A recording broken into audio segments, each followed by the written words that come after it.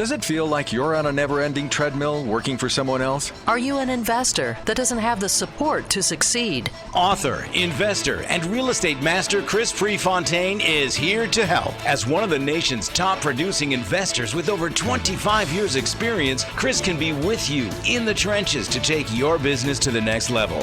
Whether you're all alone looking to do your first deal, or you already have a team established and you're looking to grow to the next level, this is your master's class. Let's get started.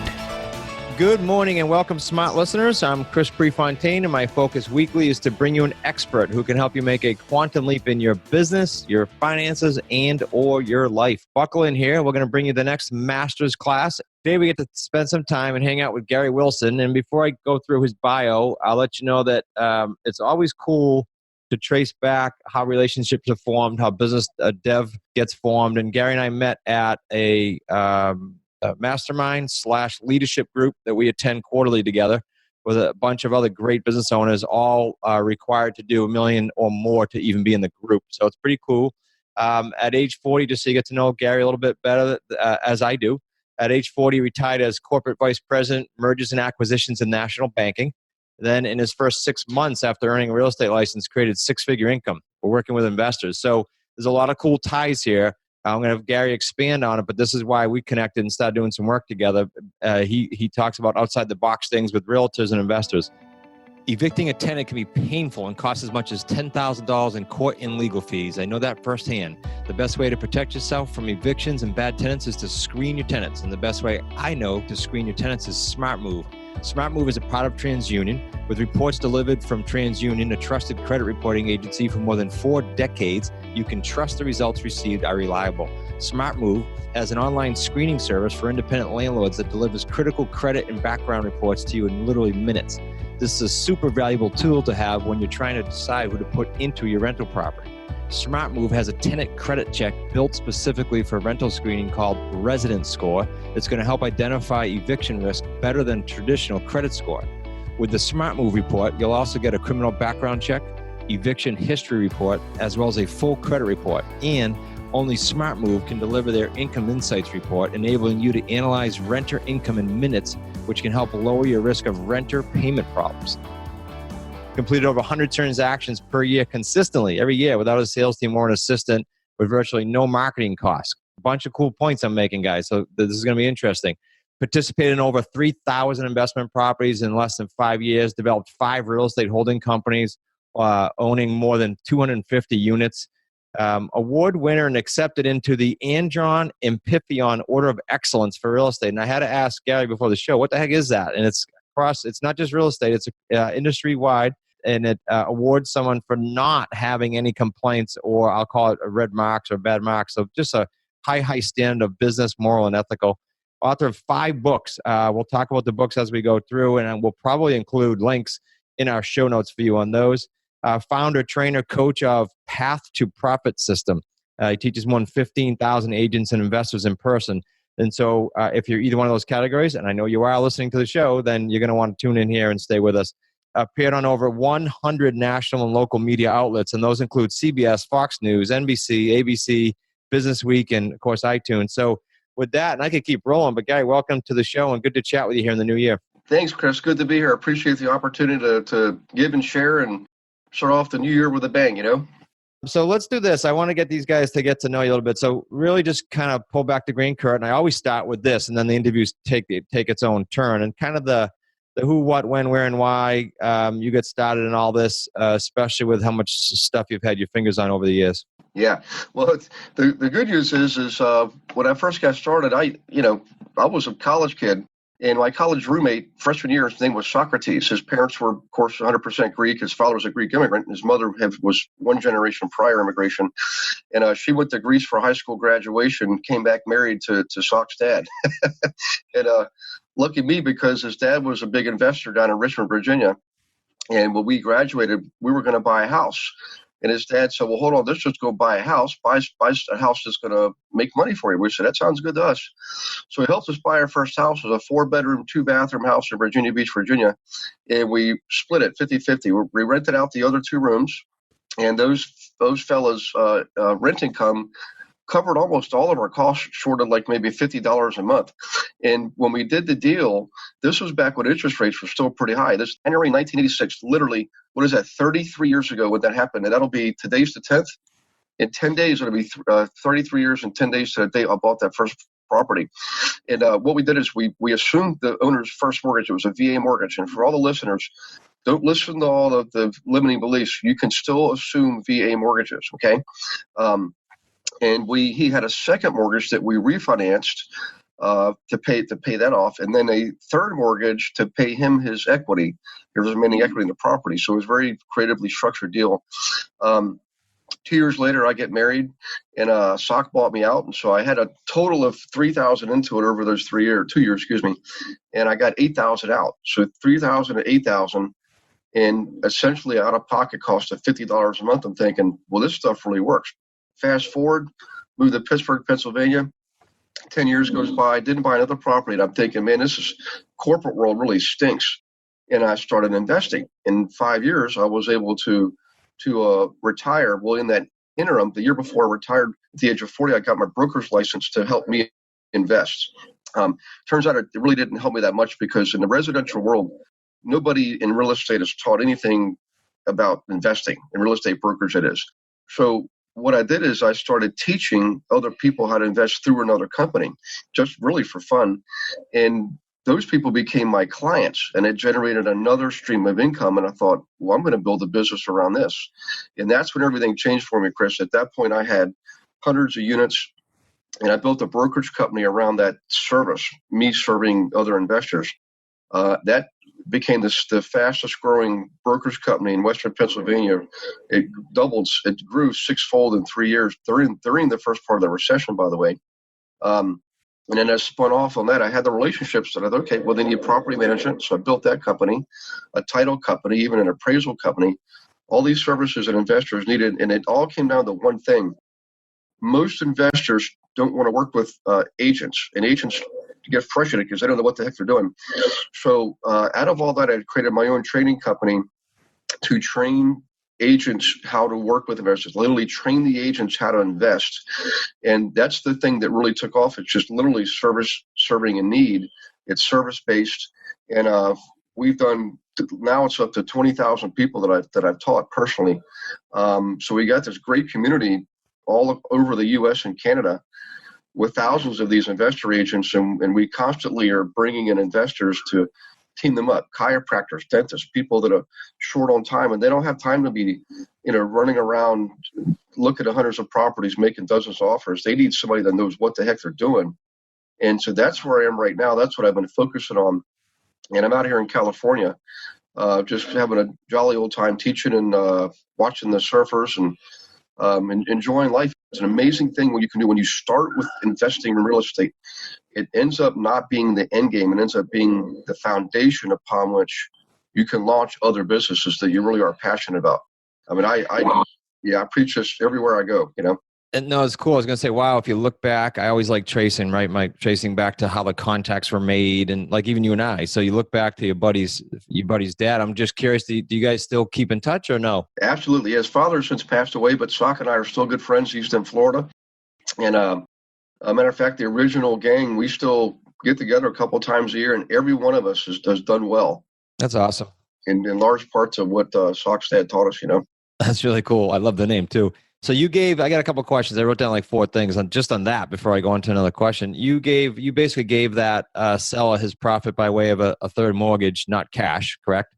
That's exactly right. We put in maybe a total of like 1,000 each or something like that. It was very nominal. It was almost nothing. We had to have something that, you got to have, it's called consideration. You got to have something to start with.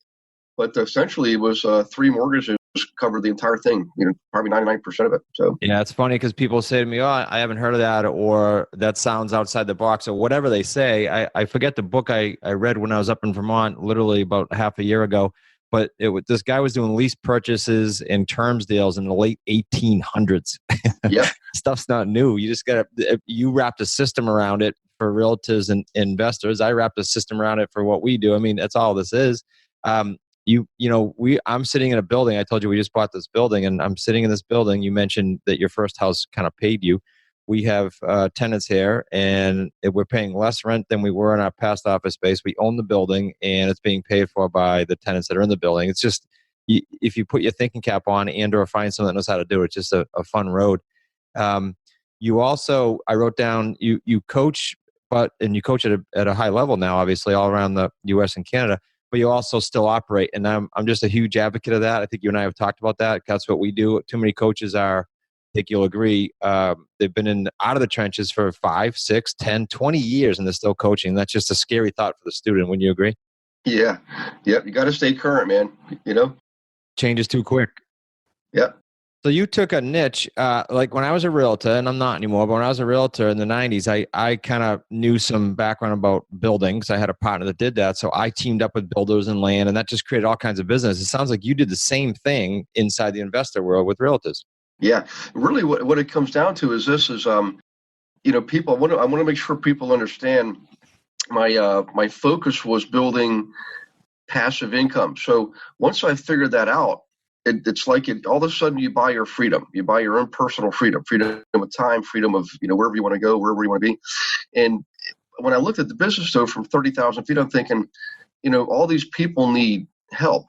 And if you could simply give them what it is that they need, you can make money doing that. So I just simply leverage, if you think of like a wheel, like a wagon in the middle of all the spokes come together, that core thing is the knowledge and the skills of investing. And so all the spokes represent different pillars. Wholesaling can be a pillar, flipping can be a pillar, buying rentals can be a pillar, managing rentals can be a pillar, referrals can be a pillar. All those can be sources of income. And most people can enter that wagon wheel from any of the 8 spokes, and whatever they come, it doesn't matter. You don't have to have a license. You don't even have to have any money. You don't have to have any credit. You can enter in through probably the wholesaling spoke initially, if that's your case. But let's say you're already an investor and you're doing okay. You just want to learn how to leverage that. Well, jump in and look at the other pillars and see which one is most appealing to you, and build it. Because if you've already got the core, the knowledge and the skills, you can leverage that multiple ways.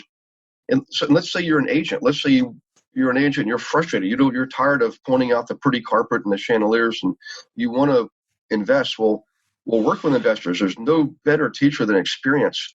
So if you're an agent out there and you want to generate some business, man, team up with some investors because they're repeat clients. You just got to learn the game. So I teach them how to invest first.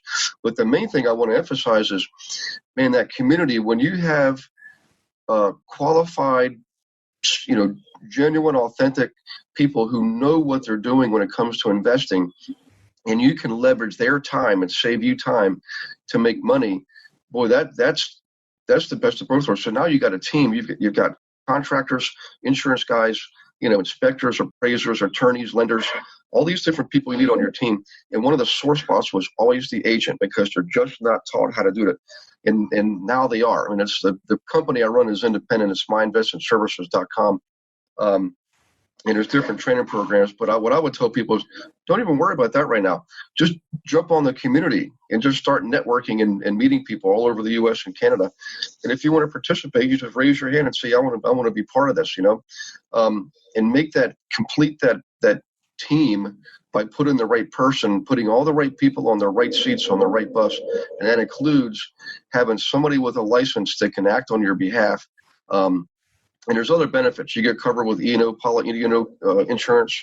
And it doesn't mean you have to pay them a commission. Somebody else might pay the commission, But the bottom line is, every hour of your time the value is incalculable. Why not leverage it? Let somebody else do that type of work, and you get all the profit, I love it. I love at the beginning you mentioned the pillars, Gary, because here we are sitting on my podcast, which has, on purpose, there's a lot of people that will only let people on their podcast that are in their niche. On purpose, I expose the smart listener community to as many different pillars as I possibly can. And you're a great example of that, because you have a bunch of pillars in one interview. But I like your analogy with the wheel. And of course, the community is huge. Our community of associates that we have, as you probably remember, are just, it's all over the country, and it's just invaluable when you can attach yourself to something like that. We talked about coaching. So see what your thoughts are on this. You work with a lot of different people, clearly, and you have for years. Some are very experienced, some are maybe just getting started. What do you see as the biggest obstacles to someone participating at in your niche, I'll just say, but literally someone you coach, what are you seeing as some obstacles to kind of moving to the next level? Yeah, well, I know this is going to sound ironic, but the biggest obstacle I see in people is there's themselves. I mean, they have these beliefs that are holding them back, and I'm not saying they're not real. That's real to them. And early in my days, I had some limiting beliefs too. But the fact is through education, through training, through mentorship, through participating in masterminds, constantly surrounding yourself with others who are succeeding will help you break down those limiting beliefs and realize that that's all they are. That's just simply a thin layer of cellophane that's between you, where you are now, or where you want to be. And you can just poke through that cellophane, step into the other side, and you'll realize that, that like, I don't have enough time or I don't have enough money. We're all given the same amount of time. And when we're born, unless you're born into the Rockefeller family or the, another, you don't have any money either. We all start off with the same number of bones and muscles and everything else. It's the difference is what you do with it. It really just comes down to just freaking taking action.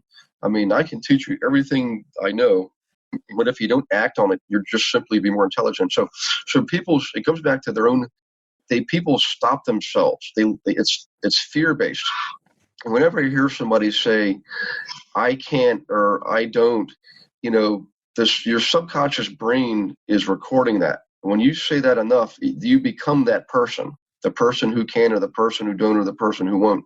And what you should be saying is, I will find a way. Here's a good question. Everybody should write this down.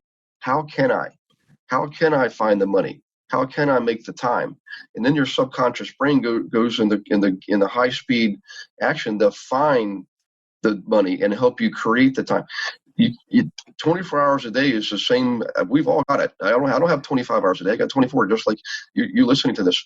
I will tell you this, the questions you ask yourself, the questions you frame in your mind make a huge difference, and it will change your mindset and help you eliminate those limiting beliefs and overcome them. I love it, Gary. I was talking to a gentleman last night. Was it yesterday? I think it was yesterday, interviewing him for my show. And we talked about that because he basically had his back up against the wall and had to go, as you said, take massive freaking action.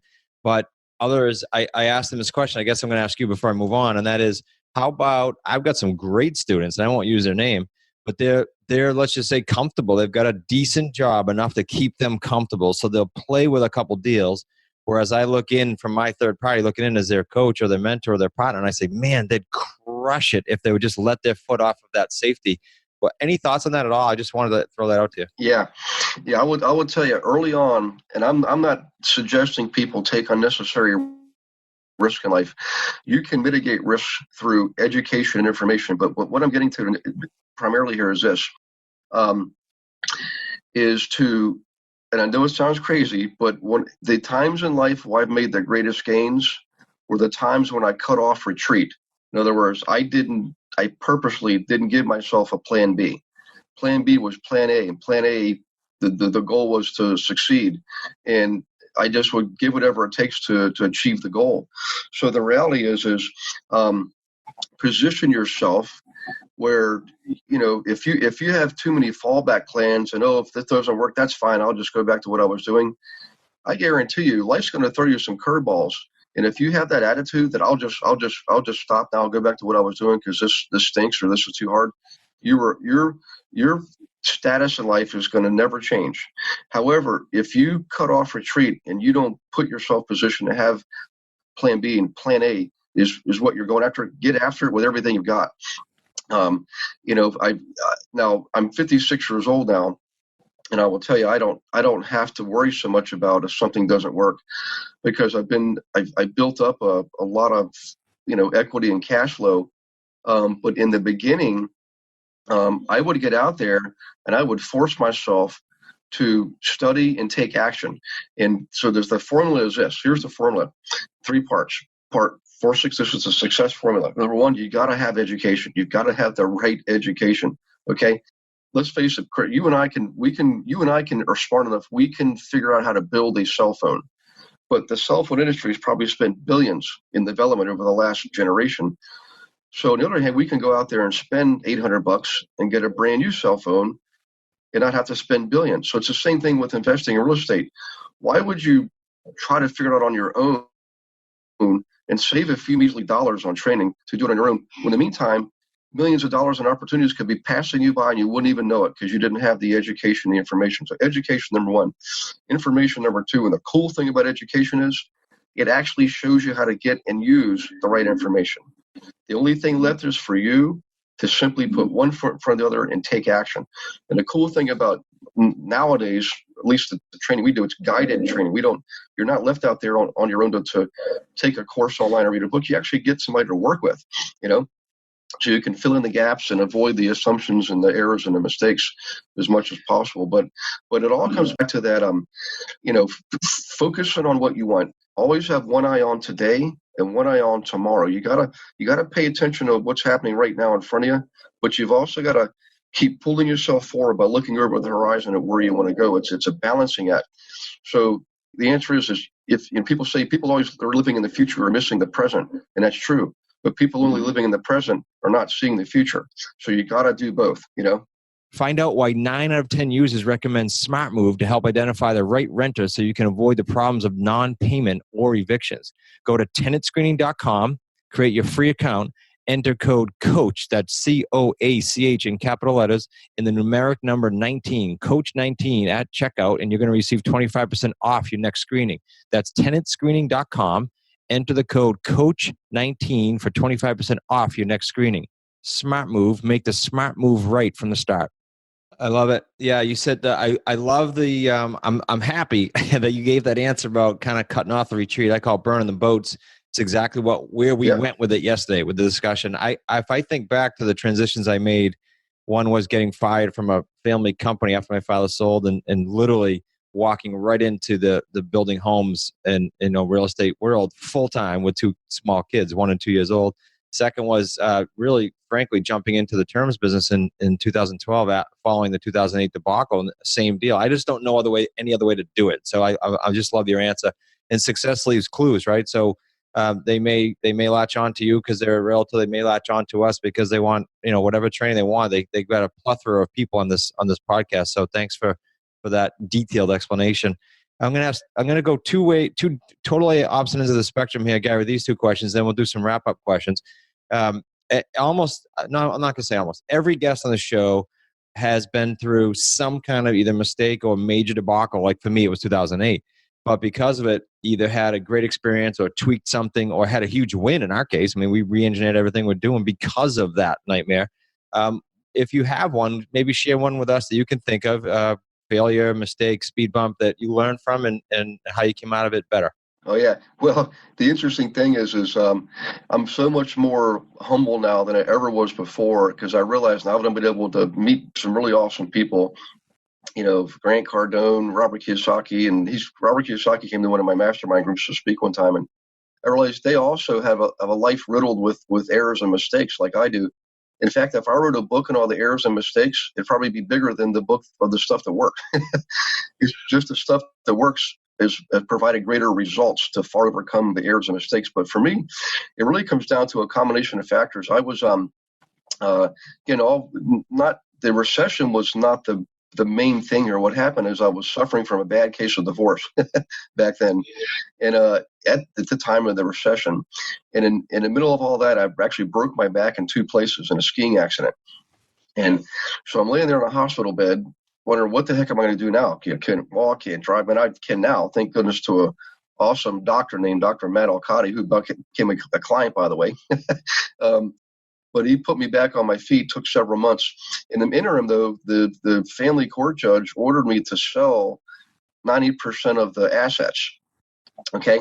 And I'm like, you're insane. This is a freaking recession. This is going to be a bloodbath, And but the good news is I walked away with my freedom, kept 2 of my businesses, and the dog in the truck, typical country song there, right?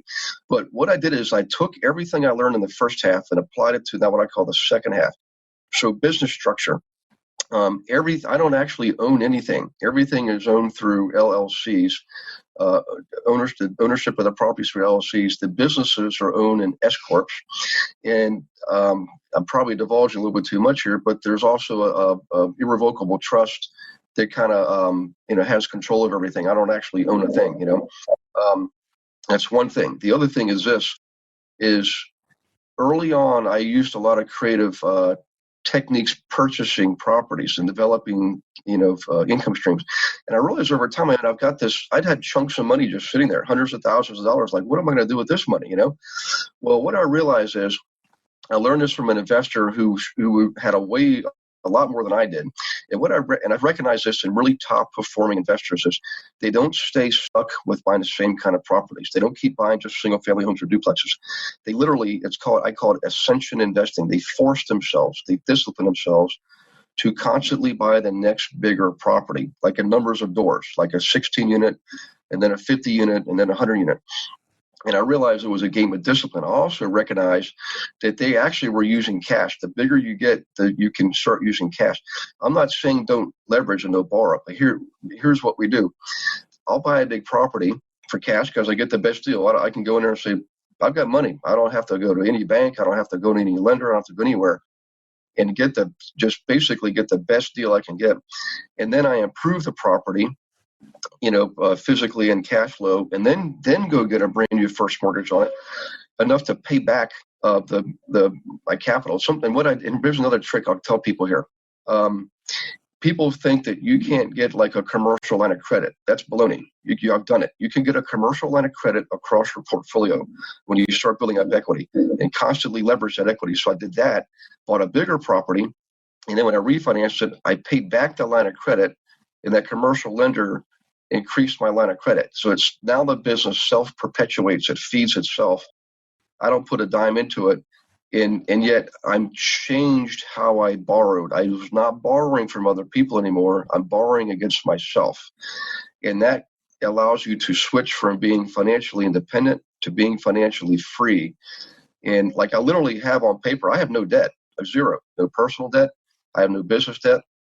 And it's a wonderful feeling to be able to just go wherever you want to go and do whatever you want to do, whenever you want, with whomever you want, at any time, But in the beginning, the mistake I made was not recognizing the opportunity that was in front of me. You had a blank canvas. God gave me a brand new lease on life, the paint and the brush and everything, to paint whatever picture I wanted. In the beginning, I missed out on the first year or two of the best buying opportunity in the history of our country, for crying out loud, for real estate. Because I was trying to go back and apply the old methods, and yet the economy was down and people needed cash. And I realized, wait a minute, I just sold all these properties. I'm going to just use that. I'm going to bite the bullet, go against Carlton Sheets and actually use my cash. And then that's what I'm saying. I did that, but then went back and refinanced at a later date when the property's worth more and paid myself back. That changed everything, Chris. So I took an adversity, and thankfully, thank God, recognized the opportunity and seized the opportunity. So every adversity, looking back on that stuff, Chris, all that happened, I'm actually grateful for it, because of what it put me in position to have to do, I agree. I couldn't agree more. I mean, you took us from your extreme hardship to what you're doing now in the big picture. So that was perfect because you actually answered the next question. You brought me all the way through the ordeal. And I couldn't agree more, Gary. If I didn't go through the 2008, then I wouldn't be doing what I'm doing now. And I'll even share a book with you and with everyone. And I maybe even said on the last episode, but just kind of following the energy and following what life brings you and not resisting it. There's a book called The Surrender Experiment. Highly recommend it. And I know I brought it up in my last show, but it's worth repeating. And it's what you and I just kind of talked about, but on a grander scale. It's a true story. It's not a parable. The guy's a billionaire with a B, worth a read. The Surrender Experiment. Yeah. I've actually read the book. I actually met the author. Oh, good. Yeah. I went to his house. You met him? Yeah. It's the same book. His name is Singer. Yes. Yeah. I went to his house in Florida. Unbelievable. Sat in his living room. Yeah. I want to talk with you after the show about that. Okay. Cool stuff. All right. Some wrap-up questions here for you. Not necessarily rapid fire, but we'll bullet these out. Top 3 productive things you do daily to be the very best, because you got a lot of stuff going on. Any rituals or disciplines? Man, I tell you what, guys, habits are everything. Every morning I wake up bright and early before the sun, pray, exercise, meditate, basically position myself for peak performance. So by the time I turn on the on switch to the day, I've already probably surpassed production that most people will do in a 9 to 5. So it's those that beginning of the day that's critical. Prayer, exercise, meditation. Love it. Love it. So you're never stopping. You're like me. You're moving and moving and moving and grooving. What's the next challenge you're looking to master? Anything? Yeah, the business has really grown a lot, and it's just basically grassroots because it's essentially person to person. But this community I developed, it's all online. You can access it through it's a subscription. It's now got thousands of people on it, and they love it. And foreign investors are getting interested, all this stuff. So I'm getting to the point now where I'm at my peak as far as daily production. So I want to open this up to other people. And so I did a little test, and sure enough, just a small little survey for like a couple dozen students, and 9 of them said, Gary, I want to do that. I want to do what you do. We're able to now open up communities locally all over the U.S. and Canada that are tied to the big national, or I guess my level, my group. But locally, the people that run it get to make money doing it. And they get to have direct contact and access with the investors and the agents. And it's sort of like a model like RIA, but it's not RIA. It's a totally different mindset. But that's the thing this year that I'm working on, and I literally putting myself in one again. Cutting off retreat, so to speak. I'm going after it, Chris. I'm not I'm not fooling around. It's people are saying they want it, and it's not going to be easy because we got to develop all those relationships with a professional bridge. Like last night, I just had dinner with the Orange County Chiropractors Association last night. And probably 9 of them are saying, hey, we really want to be part of that. Sounds like, because these guys, Chris, these professionals, they're smart. They're business owners often, or the professionals in their respective fields, engineers, firemen, policemen, you name it. They just need the right information, the right guidance. And they could be part of that and not have to spend a fortune doing it, But that's the big thing. That's this year, 2019, huge, I love it. Big thinker, clearly, Gary. What book are you reading right now, or magazine, or CD? Yeah, I've got a couple of them. There's a coaching group up in Toronto called Strategic Coach, and Dan Sullivan. He's the go-to guy that most people have ever met. Dean Graziosi, all of them have gone there. Dan Kennedy, and so I got to meet him in person. I'm reading some of his books right now. And there's another one. Hang on one second. This is good. This I just started. It's called Made to Stick. Why some ideas survive and others die. Awesome book, Made to Stick. But anything you can read, like I like Dan Sullivan's books because they're short, they're easy, to the point, and spot on. Love it. Great shares, and I'll make sure that we put that in the show notes as well. A couple more questions here. Who's your favorite mentor to date? And if you could encapsulate in, say, a powerful 1 minute with the importance of mentors to you and in general. Yeah. Oh boy, I've had some really good ones, man. But I would say the first critical one was Sock's dad. But since he's passed away, well, of course, the next guy's passed away too. His name, the first guy I really paid him $1,000 a month.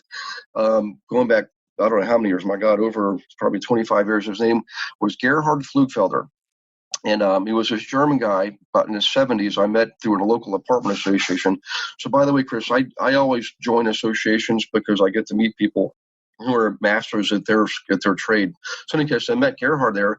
He was getting ready to retire, and saw what I was doing. He said, "Look, young man, I'm gonna show you something that's going to change your life." He said, "I know what you're doing. You're always trying to follow Carlton Sheets methods, which do work." But he said, "But at a certain point, you're going to succeed, and therefore you'll have a lot of money." This is when I had all this money sitting around. I didn't know what to do with.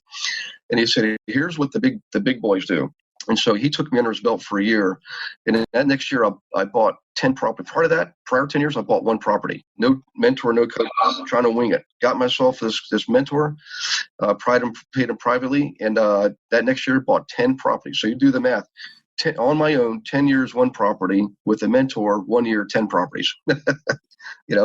That's awesome. Okay, I've got one last question for you, super tricky and deep. What is on your iPhone or desktop computer for a screensaver? Desktop computer is a rotating series of pictures of nature because I'm a big outdoorsman. And on my phone is a picture of my hound dog, Luke. That's awesome. It's always interesting to get the answers on that. You get to know people more, but it's always interesting. Yeah. Well, Gary, that was great. I mean, there was so much that I could highlight. I'll do it in the show notes. I know many times when I'm interviewed afterwards, I'm thinking, man, I wish I say this, or I wish they asked me this. Any last thoughts? No, I appreciate the opportunity to share. I mean, for me, anymore, like people ask me at Christmas, what do you want for Christmas? My family. Like, I don't really need anything. I don't even know what I want. I just want to be with my family. But I will tell you, for anybody watching this or listening, is at a certain point, you're going to become the master in whatever it is you're doing. And I would tell you, if you can just turn yourself into a servant and serve others and give and teach and help, the fulfillment you get from that is incalculable. You can't put a price tag on it. I mean, I wake up every day excited about the day. I never get burned out on what I'm doing because I literally do love it. And it goes back to something my mom told me in college. She said, make sure you do what you love, Gary, because you'll be happy. If you don't, you'll be miserable. And I didn't listen to her in the beginning. Got a degree in computer science and life pretty much sucked.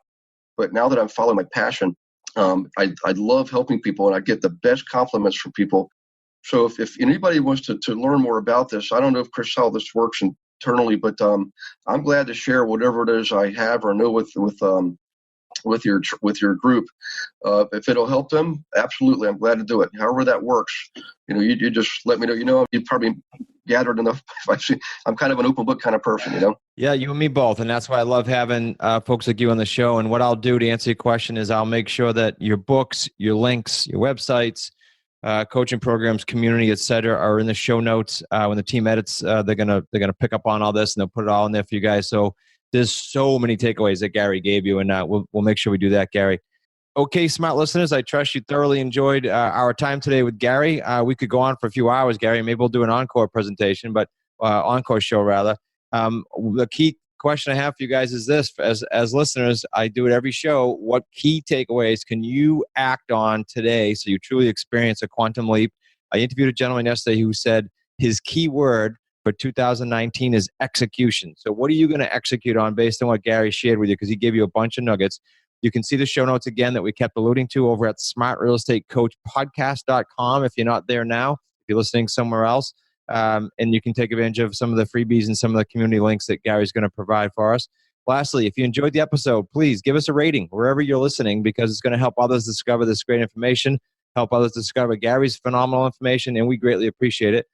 Gary, again, we appreciate you spending some time with us today. I know we all have the same 168 hours in a week. They go by so fast, and you peeled off another hour of that, and you were doing it on the West Coast today. So I appreciate that. Go off and enjoy your remaining 167, and thanks for being on the show for our listeners today. You're welcome, Chris. God bless you and your family and all your listeners, and look forward to more and more collaboration here, Thanks much. Okay. Bye-bye.